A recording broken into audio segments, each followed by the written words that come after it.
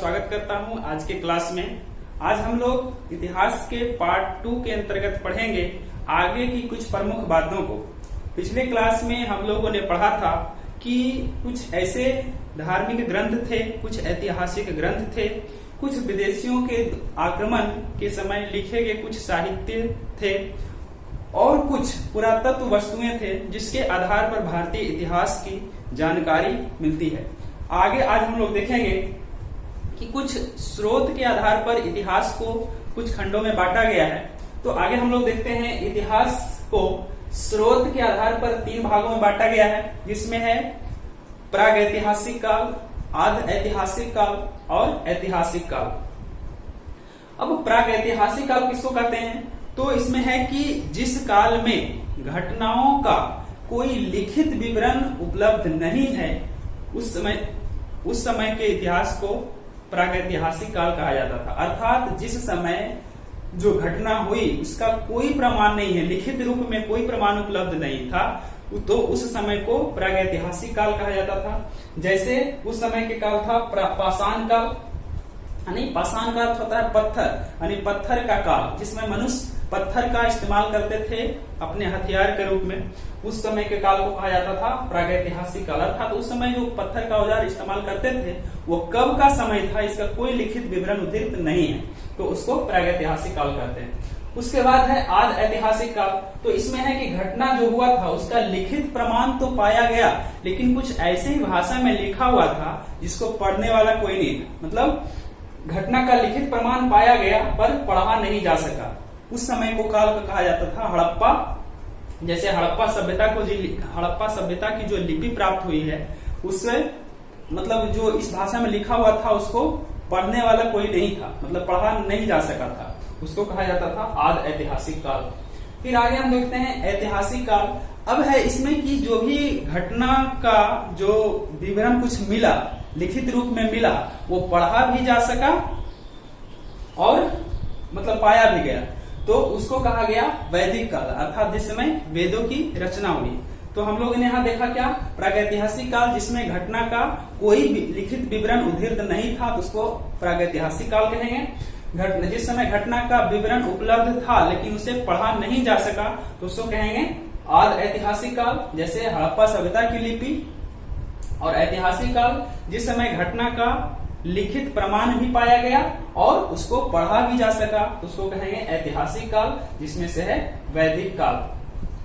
अब है कि ऐतिहासिक प्रागैतिहासिक काल है, तो कहता है प्रागैतिहासिक काल भारत में, इसके बारे में सबसे पहले रॉबर्ट ब्रूस फुट ने जानकारी दी। अंग्रेज रॉबर्ट ब्रूस फुट था जिन्होंने भारत में सबसे पहले प्रागैतिहासिक काल की जानकारी दी। और विश्व स्तर पर 1820 में जर्गेनस जॉनसन ने इसे 3 भागों में बांटकर बताया, जिसमें था पाषाण काल, कांस्य काल एवं लौह काल। इसे कहते हैं युग भी, पाषाण युग भी कह सकते हैं, कांस्य युग भी कह सकते हैं और लौह युग भी कह सकते हैं। अब देखिए ये अलग अलग जो नाम कैसे रखा गया, तो हम यहाँ लिखे हैं जिस काल में मानव अपनी सुविधा के लिए जिस चीज का प्रयोग किया उसे उसी युग के नाम दे दिया गया। अर्थात जिस समय मनुष्य अपने कार्य के लिए अपने हथियार के रूप में या तो अपने जीवन से सुरक्षा करने के लिए, दूसरे जानवरों से बचने के लिए जिसमें वो पत्थर का इस्तेमाल करता था, तो उसे पाषाण काल कह दिया गया।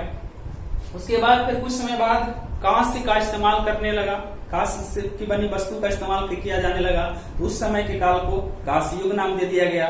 उसके बाद फिर आगे चल करके कुछ लोहे के वस्तुओं का इस्तेमाल किया जाने लगा, तो उसे लौह युग नाम दे दिया गया। तो ये थी महत्वपूर्ण बातें। अब है इसमें एक जो बहुत महत्वपूर्ण बात है कि अक्सर एग्जाम में से पूछा जाता है कि भारतीय पुरातत्व के जनक कौन है। तो भारतीय पुरातत्व के जनक अलेक्जेंडर कनिंघम थे, जिन्होंने इन सब के बारे में कुछ विस्तृत रूप से अध्ययन किया और अध्ययन के आधार पर अपनी वर्णन किया।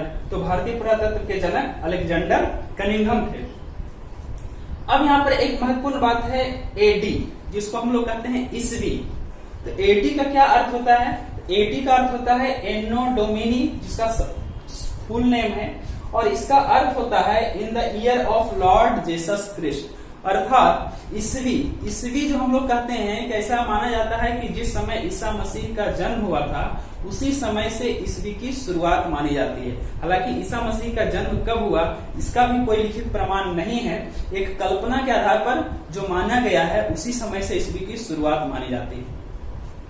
उसके बाद आगे है बीसी, जिसका पूरा नाम होता है before the birth of Jesus Christ, अर्थात जीसस क्रिस्ट मतलब भगवान क्रिस्ट ईसा मसीह जो है, तो भगवान ईसा मसीह के जन्म से पूर्व जो घटना हुआ उसे ईसा पूर्व नाम दिया गया। बीसी अर्थात ईसा पूर्व नाम दिया, वही लिखा गया ईसा मसीह के जन्म के पहले के समय को ईसा पूर्व कहा जाता था। तो यहाँ दो हम महत्वपूर्ण बातों को देखें। ईसवी एडी अर्थात ईसवी किसको कहेंगे, तो जिस समय से ईसा मसीह का जन्म हुआ उस समय का जो शुरुआत हुआ काल या समय उसको ईसवी कहा जाने लगा, और ईसा मसीह के जन्म से पहले जो घटना होती थी उसको ईसा पूर्व कहा जाने लगा। अब आगे हम लोग देखते हैं कि पाषाण काल अर्थात पत्थर के काल को 3 भागों में बांटा गया है, जिसमें है पूरा पाषाण काल, मध्य पाषाण काल एवं नवपाषाण काल। इन तीनों काल की विशेषता को हम लोग बारी बारी से समझते हैं, जिसमें कुछ स्थितियां हैं। आधार लिया गया है पूरा पाषाण काल, मध्य पाषाण काल और नवपाषाण काल। तो अगर इसका काल अर्थात किस समय के काल को कहा गया है उसके आधार पर देखें तो पूरा पाषाण काल जो है 25 लाख बीसी से 10,000 बीसी तक के समय को कहा गया, पूरा पाषाण काल के अंतर्गत रखा गया। फिर 10,000 बीसी से 4,000 बीसी के काल को मध्य पाषाण काल कहा गया, और 10,000 बीसी से लेकर के 1,000 बीसी तक के काल को नवपाषाण काल कहा गया। एक्चुअली इन दोनों में मध्य पाषाण काल और नवपाषाण काल के दरमियान में कुछ खास का डिफरेंस नहीं था, जिसके कारण दोनों यहाँ 4,000 बीसी से 10,000 बीसी के अंदर में दोनों में कुछ समानता देखने को मिलती है। अब आगे हम देखते हैं स्थिति। तो पूरा पाषाण काल की क्या स्थिति थी, तो पूरा पाषाण काल में मनुष्य जो होता था आखेटक होता था, अर्थात शिकारी का जीवन यापन करता था। वह जानवरों का, पशुओं का, पक्षियों का, इस सब का शिकार करके अपने जीवन यापन करता था। तो उस समय का मानव पूरी तरह से शिकारी था, उसे कृषि का ज्ञान नहीं था, पशुपालन का ज्ञान नहीं था। लेकिन मध्यकाल में पहुंचते हैं तो मध्यकाल तक भी मनुष्य आखेटक था, वह घुमंतु जीवन यापन करता था, एक जगह से दूसरी जगह घूम कर पशु पक्षियों का शिकार कर करके ऐसा जीवन यापन करता था। लेकिन उस समय पशुपालन की शुरुआत मानी जाती है, और वह जो पहला जो पशु पाला था मानव, वह कुत्ता को पाला था। इस प्रकार कहा जाता है कि पशुपालन की शुरुआत किस काल से मानी जाती है, तो मध्यकाल से मानी जाती है। उसके बाद नवपाषाण काल में देखते हैं कि कृषि की कार्य शुरुआत हो जाता है, पशुपालन का कार्य शुरुआत होता है, और अभी तक जो मानव घूम कर जीवन यापन कर रहा था, यायावर का जीवन यापन कर रहा था, वह अपना अब अस्थायी निवास बनाना प्रारंभ कर देता है। तो बहुत ही इंपॉर्टेंट इसमें है कि मनुष्य कब अपना स्थायी जीवन प्रारंभ कर देता है, तो नवपाषाण काल से। फिर आगे देखते हैं औजार। उस समय का जो मानव था किस चीज का औजार इस्तेमाल करता था, तो अक्सर उस समय देखा जाता है कि उस समय का जो मानव होता था पत्थर का औजार बनाया करता था, पत्थर को काट कर औजार बनाता था, जिसमें कुछ हड्डियों का भी इस्तेमाल किया जाता था औजार के रूप में। तो हम उस समय की देखते हैं पूरा पाषाण काल में, तो औजार के रूप में पत्थर तथा हड्डी का इस्तेमाल करता था। वो कौन सा पत्थर था, क्वार्टजाइट जो चट्टान था उससे पत्थर को काट करके औजार बनाए जाते थे, नुकीले औजार बनाए जाते थे। इसके अलावा सल्क और ब्लेड नुमा आकार बनाए जाते थे जो काफी धारदार होता था, जिससे वस्तुओं को काटने में भी इस्तेमाल करता था। फिर आगे चलते हैं मध्य पाषाण काल में। तो उस समय माइक्रोलिथ अर्थात सूक्ष्म पत्थर का औजार के रूप में इस्तेमाल करता था, हथियार के रूप में इस्तेमाल करता था, जिसमें कुछ छोटे छोटे जो कंकड़ीले दाने होते थे उसे गुलेल के रूप में इस्तेमाल करता था। वो मध्य पाषाण काल में मानव ऐसा करता था। फिर आगे नवपाषाण काल में देखते हैं तब स्लेट एवं हड्डी के बने हुए औजार इस्तेमाल करते थे। हड्डी से और स्लेट से बने हुए औजार का इस्तेमाल करता था कब, नवपाषाण काल में। अब आगे देखते हैं कुछ महत्वपूर्ण स्थल के बारे में। तो पूरा पाषाण काल का कौन सा महत्वपूर्ण स्थल है, तो एक बहुत ही इंपॉर्टेंट है अतिरंपक्कम, तमिलनाडु में है। तमिलनाडु के एक जगह है अतिरंपक्कम, वहां से, और हथनौरा मध्य प्रदेश से मानव के खोपड़ी का साक्ष्य मिला है, अर्थात मानव का जो खोपड़ी है, इन दोनों जगह से प्राप्त हुआ है। अतिरपक्कम तमिलनाडु से और हथनौरा मध्य प्रदेश से। इसके अलावे भीमबेटका मध्य प्रदेश के भीमबेटका से नर्मदा घाटी से चित्रकारी के नवीनतम साक्ष्य मिले हैं और यहाँ से तीनों काल का चित्रकारी का साक्ष्य मिले हैं। बहुत इंपॉर्टेंट है, भीमबेटका से नर्मदा घाटी के चित्रकारी जो कि तीनों काल से मिले हैं, यहाँ से प्राप्त हुआ। इसके अलावा मिर्जापुर यूपी से तीनों काल के औजार मिले। तीनों काल जो पूरा पाषाण काल है, मध्य पाषाण काल और नव पाषाण काल, इन तीनों के औजार मिले हैं। कहां से? मिर्जापुर से, यूपी के। फिर आगे आते हैं मध्य पाषाण काल में। तो मध्य पाषाण काल में चौपानी मांडो यूपी से मृदभांड के प्राचीन साक्ष्य मिले। मृदभांड अर्थात मिट्टी के बने हुए बर्तन जो होते थे वो कहां से प्राप्त हुए? तो यूपी के चौपानी मांडो से। इसके अलावे सराय नहराय यूपी के और बागौर राजस्थान से, आदमगढ़ एमपी से पशुपालन का प्रमाण मिला। आदमगढ़ है, यहाँ पर कंफ्यूज न होना है, एक है आजमगढ़, आजमगढ़ यूपी में है, जबकि यहाँ है आदमगढ़, ये एमपी में। तो यहाँ से क्या मिले हैं? तो पशुपालन का कुछ प्रमाण मिला है मध्य पाषाण काल के। फिर आगे हम देखते हैं तो नव पाषाण काल में बुर्जहोम कश्मीर से, गर्तवास कब्र में मालिक के साथ कुत्ते का प्रमाण मिला है। यानी वहां से जम्मू कश्मीर के बुर्जहोम से एक ऐसा शव मिला है जिसमें मालिक के साथ उसके कुत्ते को भी दफनाया गया मिला है। क्योंकि उस समय मनुष्य का सबसे जो प्रिय पशु था वह कुत्ता ही था, इसके कारण उसके साथ कुत्ते का भी प्रमाण मिला है। इसके अलावा कश्मीर के गुफा काल चिरांद जो कि बिहार के सारण जिला से है, नवपाषाण काल के अवशेष मिले हैं जिसमें कुछ हड्डी हैं, कुछ मृदभांड हैं अर्थात मिट्टी के बर्तन वगैरह मिले हैं। इसके अलावा उत्तर प्रदेश के कोंडिवा से चावल के प्रथम प्रमाण मिले। बहुत इंपॉर्टेंट है, ये भी कई बार एग्जाम में पूछ चुका है कि चावल का जो पहला प्रमाण मिला वो कहां से मिला है? तो उत्तर प्रदेश के कोंडिवा से। उसके बाद अब जो इम्पोर्टेंट है इसमें खोज में देखें तो पूरा पाषाण काल की जो सबसे प्रमुख खोज थी वो आग का आविष्कार था। बहुत बार पूछा गया एग्जाम में है कि आग का आविष्कार किस काल में खोजा गया था? तो पूरा पाषाण काल में खोजा गया था। लेकिन उस समय आग का सिर्फ खोज हुई थी, फिर भी अभी तक मानव को उसका इस्तेमाल करने का ज्ञान नहीं प्राप्त हुआ था। लेकिन मध्य पाषाण काल आते आते मनुष्य आग का प्रयोग करना प्रारंभ कर दिया, यहाँ से वह आग का इस्तेमाल करना सीख चुका था। उसके बाद नव पाषाण काल की जो एक प्रमुख सबसे विशेषता है पहिए का आविष्कार। पहिया का आविष्कार हुआ, कृषि का आविष्कार हुआ, समाज के रूप में आदमी रहना प्रारंभ कर दिया और ग्राम में बस्ती का प्रयोग करना स्टार्ट हुआ। जब नव पाषाण काल में पहिया का आविष्कार हुआ तो मनुष्य के जीवन में अचानक बदलाव आए। अभी तक वह जो कार्य करता था उसमें पहिए का प्रयोग करने के कारण उस जो काम वो तेजी से होने लगा, क्योंकि मनुष्य को अक्सर जब सामान एक जगह से दूसरी जगह कुछ ले जाना होता था तो बहुत समय लग जाता था। लेकिन पहिए का आविष्कार होने से उसके कार्य में काफी सुविधा होने लगी। तो ये था प्रमुख घटनाएं पूरा पाषाण काल, मध्य पाषाण काल और नव पाषाण की।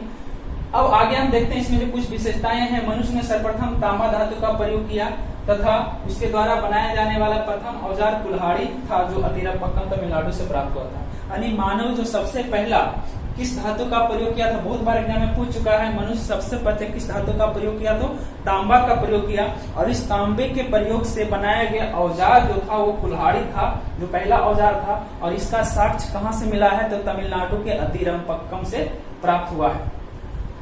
उसके बाद है ज्ञानी मानव अर्थात होमोसेपियंस। ज्ञानी मानव का अर्थ है होमोसेपियंस, जो कि इसके वैज्ञानिक नाम में है। मानव होमोसेपियंस का प्रवेश इस धरती पर लगभग 40,000 वर्ष पूर्व माना जाता है। अब कुछ प्रमुख बातें हैं जिसमें है पूरा स्थल कहता है जिस स्थल से औजार, बर्तन, इमारत इत्यादि के अवशेष मिले। जैसा कि नाम से स्पष्ट है पूरा स्थल, पूरा का अर्थ होता है प्राचीन, मतलब जिस स्थान से पुरातन वस्तुएं या प्राचीन वस्तुएं प्राप्त हुए हैं उसे पूरा स्थल कहा जाता है।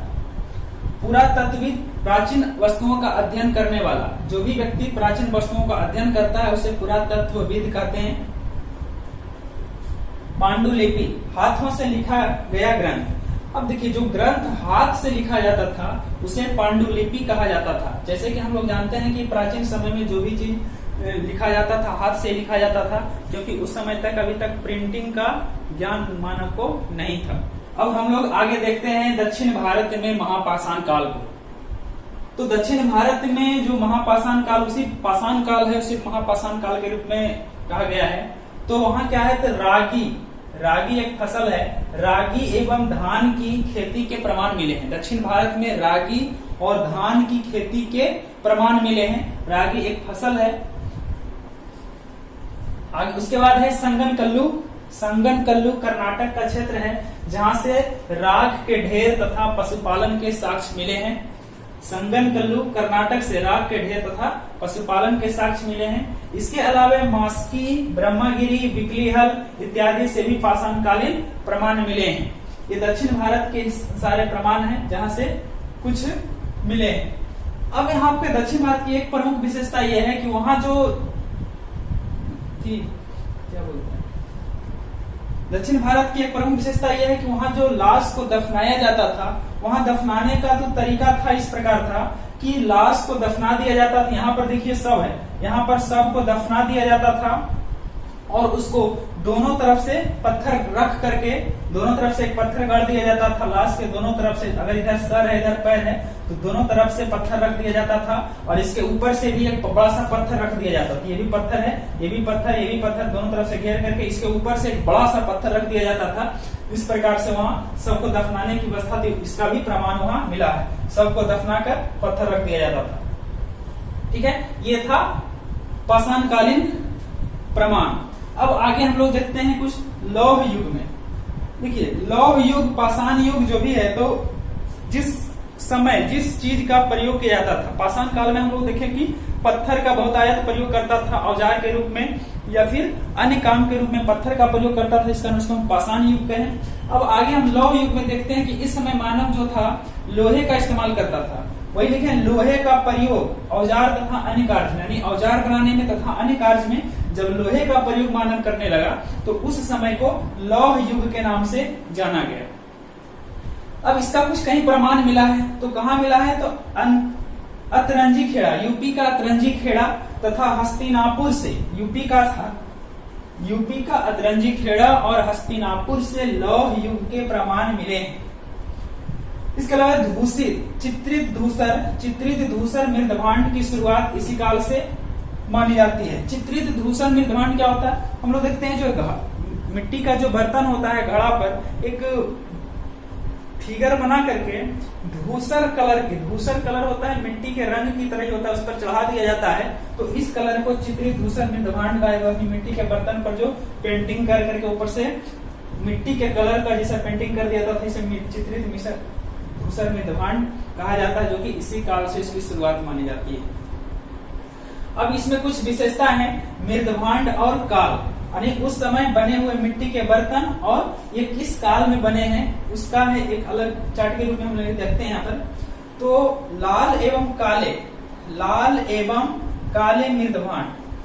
काले मृदभांड का प्रयोग कहाँ मिलता है, तो ताम्रपाषाण काल में और हड़प्पा काल में। अब देखिए ताम्रपाषाण क्या है, तो जिस समय की हथियार और औजार के रूप में ताम्र और पत्थर दोनों के मिले हुए रूप से जो हथियार बनाए जाते थे, औजार बनाए जाते थे, उस समय को ताम्रपाषाण काल कहा गया था।